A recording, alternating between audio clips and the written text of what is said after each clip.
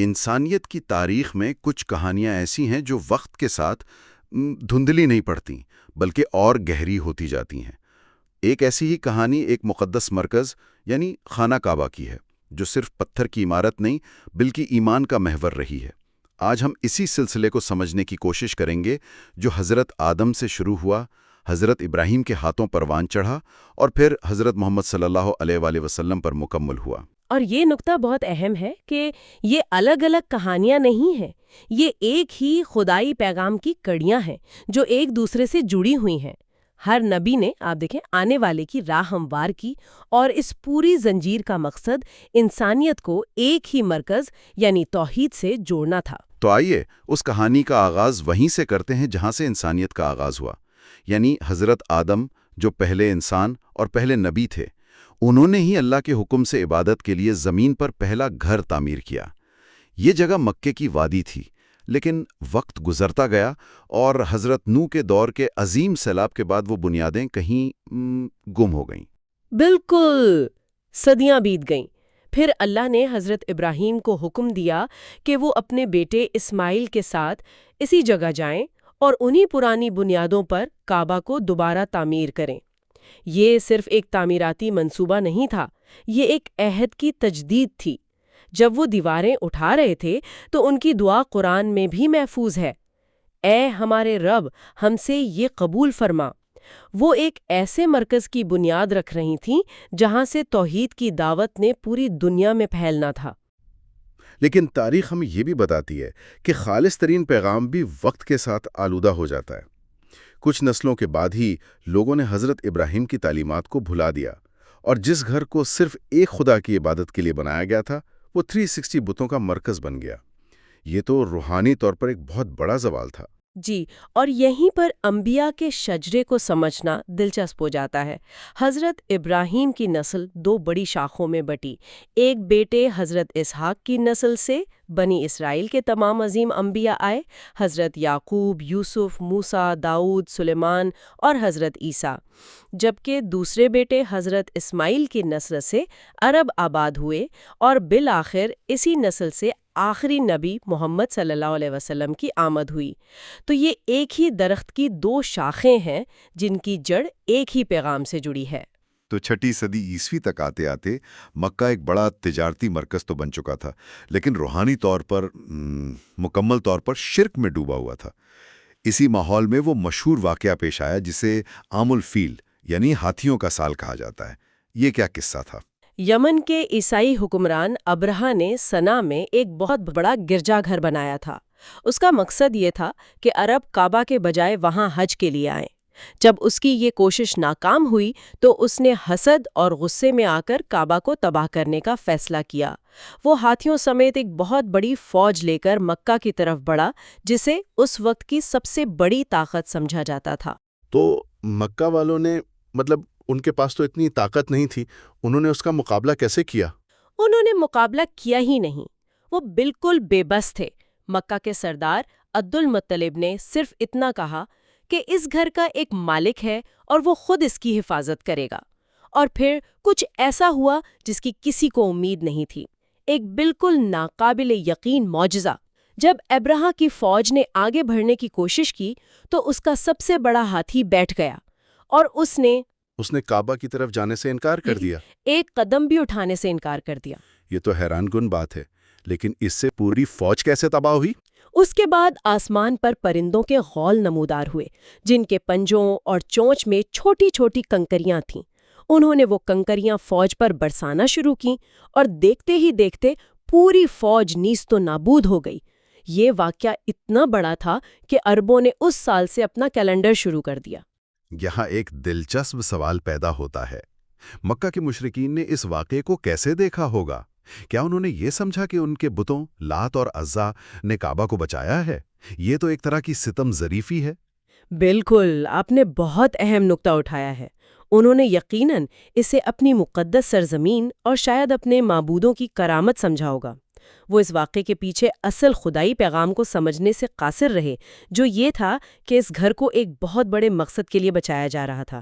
اصل میں یہ آنے والے آخری نبی کے لیے سٹیج تیار کیا جا رہا تھا۔ اور اسی ہاتھیوں والے سال میں اسی شہر میں محمد صلی اللہ علیہ وآلہ وسلم کی پیدائش ہوئی۔ کہا جاتا ہے کہ ان کی پیدائش کے وقت بھی کچھ غیر معمولی واقعات پیش آئے، جیسے فارس کی 1000 سالہ آگ کا بجھ جانا اور کعبہ کے بتوں کا خود بخود گر جانا۔ ان نشانیوں کا کیا مطلب تھا؟ یہ نشانیاں دراصل قدیم صحیفوں میں موجود پیشین گوئیوں کی طرف اشارہ تھیں۔ یہودی اور عیسائی علماء صدیوں سے ایک آخری نبی کا انتظار کر رہے تھے۔ ان نشانیوں نے انہیں چونکا دیا، لیکن وہ اس نبی کو بنی اسرائیل میں تلاش کر رہے تھے، جبکہ اللہ کا منصوبہ کچھ اور تھا۔ وہ نبی حضرت اسماعیل کی نسل سے آ چکا تھا۔ اس دور کے عرب رواج کے مطابق آپ صلی اللہ علیہ وآلہ وسلم کو پرورش کے لیے شہر سے دور ایک بدوی قبیلے میں بھیج دیا گیا۔ یہ روایت کیوں تھی؟ اس کی دو بڑی وجوہات تھیں۔ ایک تو یہ کہ صحرا کی آب و ہوا صحت بخش سمجھی جاتی تھی، جو بچوں کی جسمانی نشوونما کے لیے بہتر تھی۔ دوسری اور زیادہ اہم وجہ یہ تھی کہ صحرا میں خالص اور فصیح عربی زبان بولی جاتی تھی۔ شہروں کی زبان میں باہر کے اثرات آ چکے تھے۔ ایک نبی کے لیے فصاحت و بلاغت بہت ضروری تھی۔ اور حلیمہ سعدیہ، جنہوں نے آپ صلی اللہ علیہ وآلہ وسلم کو پالا، ان کی زندگی میں آپ کی آمد سے حیرت انگیز تبدیلیاں آئیں۔ ان کے گھر میں برکت آ گئی، سوکھے جانوروں میں دودھ بھر گیا اور ان کی غربت خوشحالی میں بدل گئی۔ یہ سب کہانیاں کیا ظاہر کرتی ہیں؟ یہ ظاہر کرتی ہیں کہ وہ شروع سے ہی ایک غیر معمولی شخصیت تھے۔ رحمت صرف ان کے پیغام میں نہیں بلکہ ان کی ذات میں تھی۔ جہاں وہ جاتے برکت ان کے ساتھ جاتی۔ یہ واقعات ان لوگوں کے لیے نشانیاں تھیں جو غور و فکر کرتے۔ ایک اور اہم واقعہ آپ کے بچپن کا ہے، جب آپ تقریباً 12 سال کی عمر میں اپنے چچا ابو طالب کے ساتھ شام کے تجارتی سفر پر گئے۔ راستے میں بحیرہ نامی ایک عیسائی راہب سے ملاقات ہوئی۔ یہ کوئی عام ملاقات نہیں تھی۔ بالکل نہیں۔ بحیرہ ایک عالم تھا جس نے پرانی کتابوں میں آخری نبی کی نشانیوں کے بارے میں پڑھا تھا۔ جب اس نے قافلے کو آتے دیکھا تو نوٹ کیا کہ ایک بادل کا ٹکڑا مسلسل ایک بچے پر سایہ کیے ہوئے ہے۔ اس نے پورے قافلے کو کھانے پر بلایا، اور جب اس نے محمد صلی اللہ علیہ وسلم کو دیکھا تو ان میں وہ تمام نشانیاں پالیں، حتیٰ کہ کندھوں کے درمیان مہر نبوت بھی۔ اس نے ابو طالب کو خبردار کیا کہ اس بچے کی حفاظت کرو، کیونکہ یہی وہ نبی ہے جس کا ہم انتظار کر رہے ہیں۔ یہ کتنا دلچسپ ہے کہ ایک نبی کی پہلی شناختوں میں سے ایک دوسرے مذہب کے عالم نے کی۔ یہ اس پیغام کی عالمگیریت کی طرف اشارہ کرتا ہے۔ جوانی میں آپ صلی اللہ علیہ وسلم مکہ میں اپنی ایمانداری کی وجہ سے الصادق اور الامین کے نام سے مشہور ہوئے۔ یہی خوبیاں تھیں جنہوں نے مکہ کی سب سے معزز اور کامیاب کاروباری خاتون حضرت خدیجہ کو متاثر کیا، اور انہوں نے آپ کو شادی کا پیغام بھیجا۔ اور یہ شادی غیر معمولی تھی۔ یہ محبت، احترام اور باہمی تعاون کی ایک بہترین مثال تھی۔ حضرت خدیجہ نے نہ صرف آپ کے کردار پر بھروسہ کیا، بلکہ جب نبوت کا آغاز ہوا تو وہ سب سے پہلی شخصیت تھیں جنہوں نے آپ کی تصدیق کی اور آپ کا ساتھ دیا۔ ان کی حمایت کے بغیر ابتدائی سال کہیں زیادہ مشکل ہوتے۔ 40 سال کی عمر میں جب آپ غار حرا میں غور و فکر کر رہے تھے تو وہ لمحہ آیا جس نے تاریخ کا رخ بدل دیا۔ فرشتہ جبرائیل پہلی وحی لے کر نازل ہوئے۔ وہ تجربہ کیسا تھا؟ وہ ایک بہت شدید اور ہیبت ناک تجربہ تھا۔ جبرائیل نے آپ سے کہا اقرا، یعنی پڑھو۔ آپ نے کہا میں پڑھا ہوا نہیں ہوں۔ فرشتے نے آپ کو 3 بار پھینچا اور پھر قرآن کی پہلی آیات پڑھیں، پڑھو اپنے رب کے نام سے جس نے پیدا کیا۔ یہ صرف الفاظ نہیں تھے، یہ ایک نئے دور کا آغاز تھا۔ آپ کانپتے ہوئے گھر لوٹے تو حضرت خدیجہ نے آپ کو تسلی دیتے ہوئے کہا اللہ آپ کو کبھی رسوا نہیں کرے گا، کیونکہ آپ رشتوں کو جوڑتے ہیں، سچ بولتے ہیں اور کمزوروں کا بوجھ اٹھاتے ہیں۔ اس کے بعد آپ نے پہلے خفیہ اور پھر کھلے عام توحید کی دعوت دینا شروع کی۔ مکہ کے سردار جو قریش کہلاتے تھے آپ کے سخت مخالف ہو گئے۔ ان کی مخالفت کی اصل وجہ کیا تھی؟ کیا یہ صرف مذہبی اختلاف تھا یا اس کے پیچھے کچھ اور بھی تھا؟ یہ آپ نے بہت اہم سوال کیا ہے۔ یہ صرف مذہبی اختلاف نہیں تھا۔ قریش کی پوری معیشت اور سماجی حیثیت کعبہ کے بتوں اور سالانہ حج سے جڑی تھی۔ توحید کا پیغام ان کے پورے نظام زندگی کے لیے ایک چیلنج تھا۔ یہ ان کی طاقت، دولت اور روایات پر براہ راست حملہ تھا، اس لیے انہوں نے ہر ممکن طریقے سے اس دعوت کو دبانے کی کوشش کی۔ تو جب دھمکیوں اور تشدد سے بات نہیں بنی تو کیا انہوں نے کوئی اور حربہ استعمال کرنے کی کوشش کی؟ جی ہاں، انہوں نے ایک سفارتی کوشش کی۔ انہوں نے ایک پیشکش کی، 1 سال ہم تمہارے خدا کی عبادت کرتے ہیں اور 1 سال تم ہمارے خداؤں کی۔ یہ ایک سیاسی سمجھوتا تھا، لیکن اس کا جواب قرآن میں 2 ٹوک آیا، لکم دینکم ولی دین، یعنی تمہارے لیے تمہارا دین اور میرے لیے میرا دین۔ یہ واضح کر دیا گیا کہ حق اور باطل میں کوئی ملاوٹ نہیں ہو سکتی۔ ظلم و ستم بڑھتا گیا، یہاں تک کہ مسلمانوں کا 3 سال تک مکمل سماجی اور معاشی بائیکاٹ کیا گیا۔ یہ بہت مشکل وقت تھا۔ اسی دور کے بعد آپ کی بیوی حضرت خدیجہ اور آپ کے محافظ چچا ابو طالب دونوں کا انتقال ہو گیا۔ اسے غم کا سال کہا جاتا ہے۔ جی، یہ آپ صلی اللہ علیہ وسلم کی زندگی کا شاید سب سے مشکل ترین دور تھا۔ آپ نے اپنے 2 سب سے بڑے سہارے کھو دیے۔ ایسا لگ رہا تھا کہ زمینی طور پر تمام راستے بند ہو گئے ہیں، لیکن جب زمین پر راستے بند ہوتے ہیں تو اللہ آسمان سے راستے کھولتا ہے۔ اسی غم کے سال کے بعد اللہ نے آپ کو معراج کا معجزہ عطا کیا۔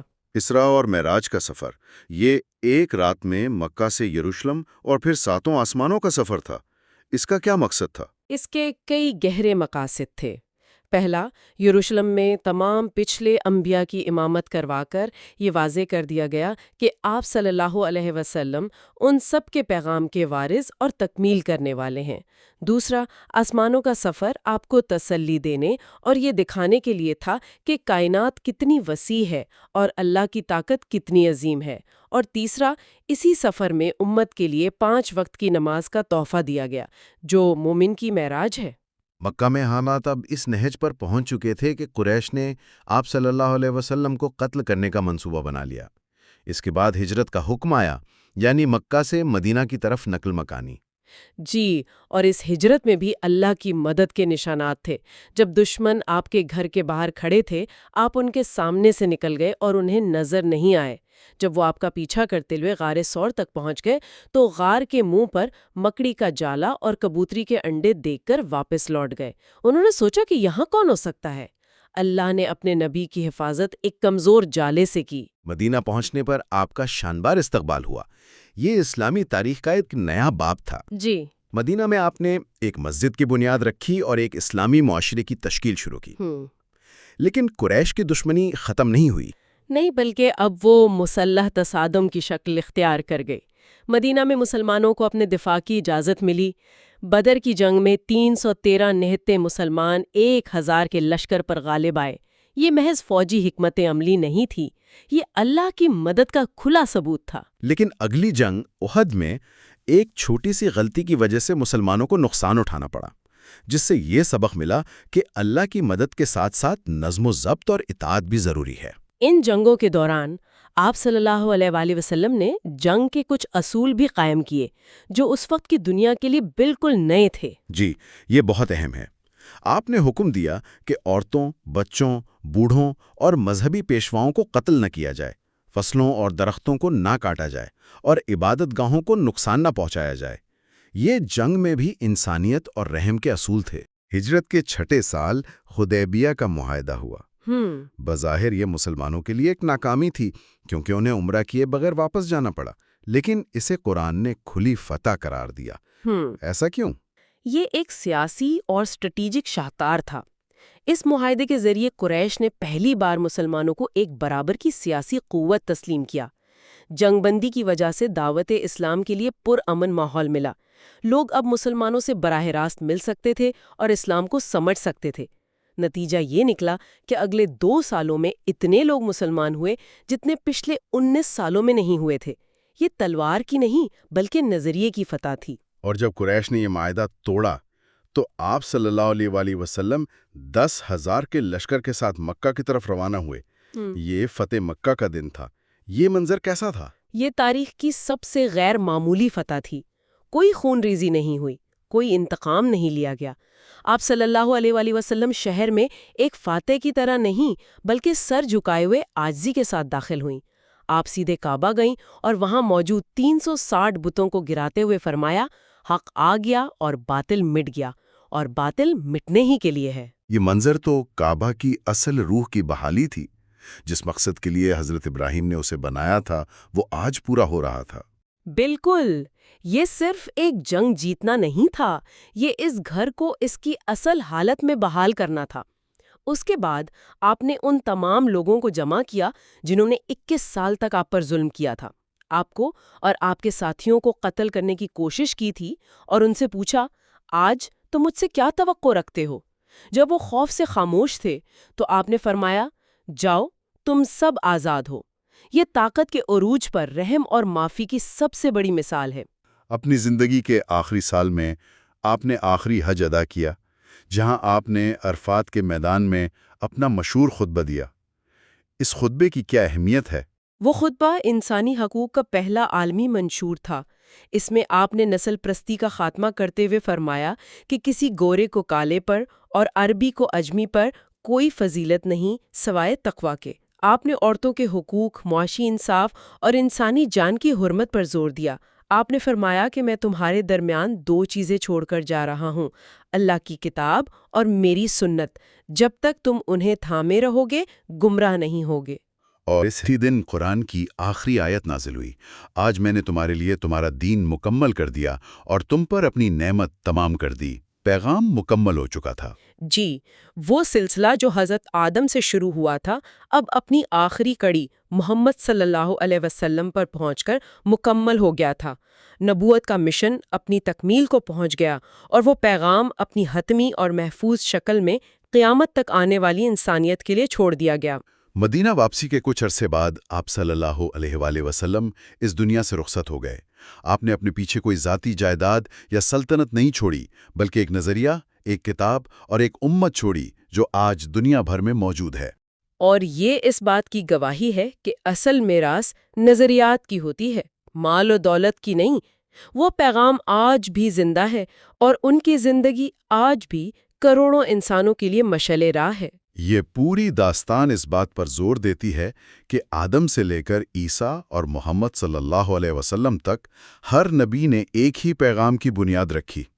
تو آج کے لیے ایک سوال چھوڑے جاتے ہیں۔ اگر ہم ان عظیم ہستیوں کو الگ الگ مذاہب کے بانی کے طور پر نہیں، بلکہ ایک ہی مسلسل جاری رہنے والی خدائی کہانی کے پیغمبروں کے طور پر دیکھیں، تو آج کی تقسیم شدہ دنیا کے بارے میں ہماری سمجھ پر کیا اثر پڑتا ہے؟